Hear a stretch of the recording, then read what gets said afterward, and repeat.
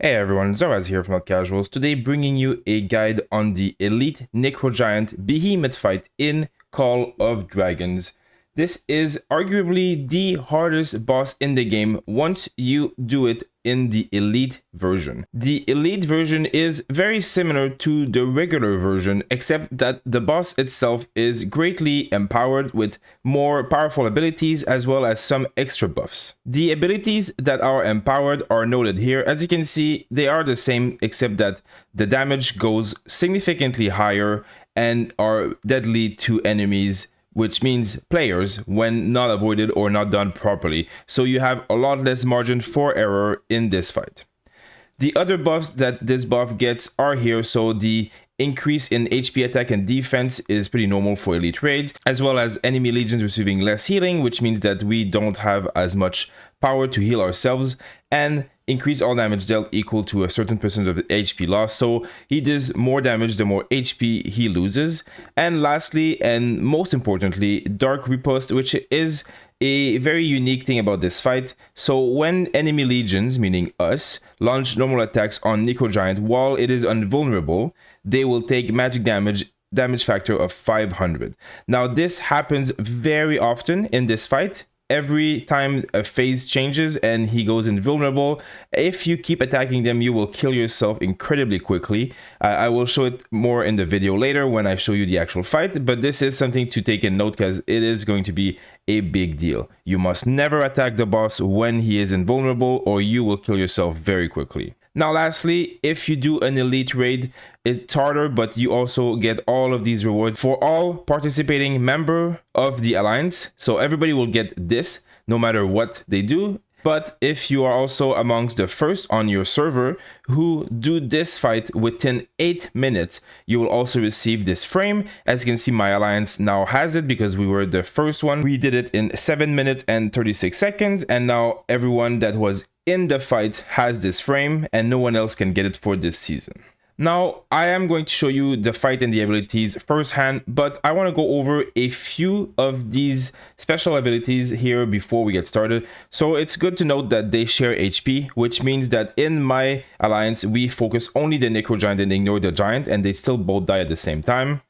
Also, the Necrogiant is immune to magic damage, which means you will not be bringing mages in this fight. We brought mostly archers and cavalry for this fight, as well as debuff effects and impermanent effects. They are immune. That is basically the case for every behemoth, but that means that debuffs that make enemy take more damage and stuff like that does not work on them. Also, the two giants will take highly reduced damage if they are close together, so you must always make sure that you're tanking them far apart from each other. Lastly, this is basically the biggest aspect of this fight. So every certain amount of damage taken or after a certain amount of time, the giants will become invulnerable and start channeling teleportation and a random skill at a certain interval.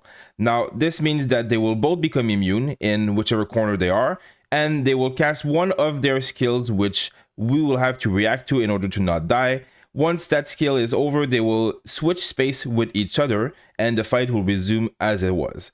Now, the spells that they can cast here, there are many of them and we will see most of them in my video, but they are basically these 4 abilities. They're different things that can happen. You're basically going to have to avoid purple orbs or purple lines of damage that are around the field. And as I said, we will see most of them in the video, but it is here if you want to take note. Lastly, it is good to note that this fight has a 10 minutes enrage timer, which means you must kill it before 10 minutes. And as I said, 8 minutes to get the elite frame. So once the fight gets started, you will see we're taking the regular giant on the right with our 2 tanks. And on the left, everybody simply just attacks the Necrogiant. And we don't have anyone tanking it, but our T5s who are doing much of the damage are obviously going to position themselves in a way that the boss stays on the left side. We are going to be nuking the boss as hard as we can for the beginning, as there is nothing to really avoid. I mean, there is AoE damage in front of the giant, but it's too hard to avoid in this phase. Now, you can see they are becoming invulnerable. As I said, very important to stop attacking the boss immediately, or you will take a lot of damage. Now, this is one of the abilities that this giant can do. As you can see on the right side, there is a big purple wall, and it is spawning purple moving objects, which are kind of projectiles coming towards us. But there's always an empty spot somewhere in this wall. So you basically just have to move your march around and stay in the empty spot. This is where move speed or cavalry comes in very handy, as with archers without move speed, it is very hard to avoid sometimes. Now, as soon as this finishes, you can see the giants switch space. So now we are now going to go on the right side to attack the boss, while our tanks are going on the left side and taunting the giant. So it is basically a rinse and repeat for this entire fight. The only difference is that the ability that they cast is going to be different every time, so you have to be quick on your feet and react accordingly. Another thing to note is that there are healing runes that this boss drops, and they are obviously going to be very important to pick up to heal the tank or the group. You can see there is one right under the boss on the right side, and we are picking it up currently to heal the DPS. So of course, make sure to coordinate with your group. Being on Discord and stuff helps a lot. Now, the next phase of invulnerability starts. Of course, you must avoid attacking the boss, as I said. And this one is basically going to have 4 purple black holes spawn in 4 corners of this map. And they will spawn small glowing purple orbs that will move all around the space. You simply have to avoid touching them with your march. It is going to be hard to avoid them all, but as you can see, if you stay on the outer edge of the map, as most of my group is doing, there is a easier way to avoid them, as they are predictable and come towards you in a pretty slow manner. Now, the next phase is going to start. We're going to pick up the healing rune right under the boss on the left side as well, which is going to help us do more DPS and heal up. And we're just going to keep nuking the boss. Now, as I said, the boss does have some kind of AoE attack in front of it. So if you are able to stay a bit further range, it will be better, as you'll avoid damage. You can see that I am personally taking damage because I am close to the boss. But because this is also a DPS race and we are able to heal ourselves, I found it better to simply just fight it and heal myself later. Now, sadly, I got a lag spike here, as you can see, where my screen kind of just went AWOL and I kept attacking the boss. And that has killed me, because if you keep attacking the boss when they go invulnerable, you just basically die super quickly. Now, this is not a big deal because it lets me show you this event. Now, this is one of the hardest one. 2 players in your group will become with a circle around them that creates a field of safety. So everyone must reunite in the middle, as we did, and then follow that player very, very closely so that they stay in the circle of invulnerability. Once you're in the circle, you basically just wait it out in the middle. Some people here were attacking the giant on the right side. The giant does not have the riposte thing. It's only the Necrogiant that has it, so it's not a big deal, but it doesn't really gain you anything either. Once that is over, it's back to fighting again. And there really isn't any more to this fight. It's really just about surviving the different phases and doing enough DPS to kill them fast enough. As we saw earlier, these Necrogiant and Giant do more damage the longer the fight goes on and the less HP they have. So it is something that you have to be very careful about, as it will get only harder and you will need to make sure that as many players as you can survive. As I said, it is a survival fight more than a DPS race. So as you can see, we have the same exact phase again. So the big area of purple, which obviously if you stand in, you will die very quickly. So you must really just, we go in the middle, reunite with all the players, and then you can see the tanks are going to go prepare on the right side, while the DPS are going to go on the left side and kind of just wait it out until the phase is over. If you can coordinate this easily, it is going to be one of the easiest one, but it also can kill a raid very quickly. So as soon as people see that this is what is happening, everybody must go to the middle very quickly, because that is very important. Now you can see that we are going to be taking the healing rule on the left, and we will keep attacking the boss as we were.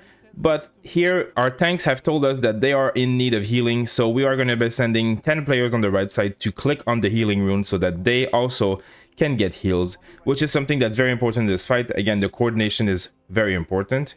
Now, this sadly has come at a timing where he is casting their abilities again, and we do not have the time to click on the rune, so we just have to do it again. As you see, we're going in the middle, everybody's reuniting. You have to stay moving in those circles, stay active, make sure you don't auto-attack the Necrogiant because you will kill yourself. The giant itself is not a big deal, but it's really just important that you stay in this circle and try not to get out of it, because there is a wind that pushes you, so you have to constantly keep moving so that you don't get pushed out of the circles and get killed by the purple mist. Now we are going to be trying to take this last healing rune to heal everyone in our party, including the tank. And the boss is quite low HP, so this is looking good for us. We are going to need the giant to be taken away. As you can see, the giant is really close to the Necrogiant right now, so they're taking almost no damage. So our tanks are taunting and moving away. So again, it's very important to have tanks that have the taunt item because it is going to be very needed here. Now you can see the giant link to the Necrogiant has broken. We can now do full damage. We are at 6 minutes 30 and we need to do it before 8 minutes in order to get the special frame. But sadly, we cannot finish it right now because we're getting another phase of what's happening here. The purple wall with the projectiles, the same as the first one we got in this fight. So you can see the first hole is basically in the middle and all the group is basically just staying in the middle. The second line also has a hole in the middle, so that's pretty easy for us. And the next line is just a little bit up. So these have been pretty good for us because it could be at extremities and you can have a lot of your group have a hard time reaching them. So in this case, we got a pretty good one. You can see under the damage frame of the boss that it has only a few seconds left. So if you're looking for where the timers are for these, you will see it up there. And that's it. Now they're switching space again. The tanks are going to taunt the giant on the right. And we're going to nuke the Necrogiant on the left, which is going to be within 7 minutes and 30 seconds. So we will be getting the frame as it is under 8 minutes, which is a very hard thing to do if you don't have a lot of T5 and organization. But once you have it on lockdown, it is a pretty simple fight where you just have to learn what the mechanics are and avoid the damage.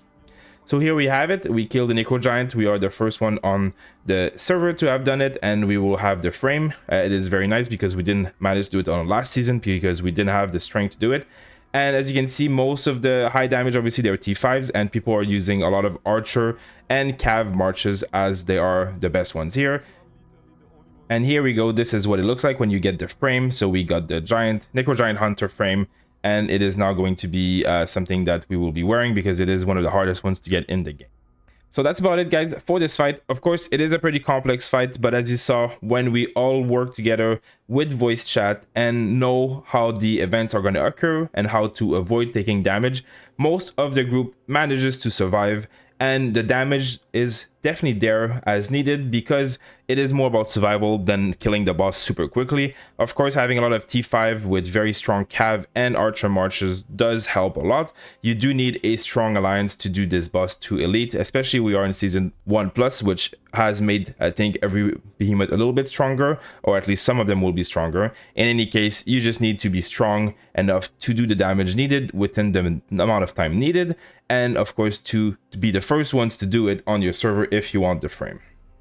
If you have any question about this fight, make sure to post them in the comments. I'll be happy to help you. And thank you guys for watching this video, and I'll see you on the next one.